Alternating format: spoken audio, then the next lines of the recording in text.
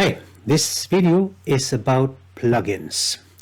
Plugin is a little software, a piece of program that is added to QGIS to enhance its functionality.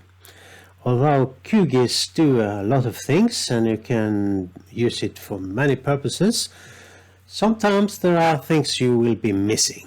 But luckily then there is often a plugin which you can install, which then do the job for you.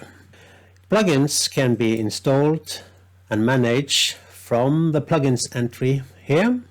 Click on this one, and I'm looking now for a particular plugins to make a scatter plot. So I know the name of this already. It is DataPlotly. So I'll search for this one and find it, and click on install plugin to get this one installed. And this goes super fast, and when installed you can look for DataPlotly from the processing toolbox, and it's right here, the plugin you installed, just as any other processing tools.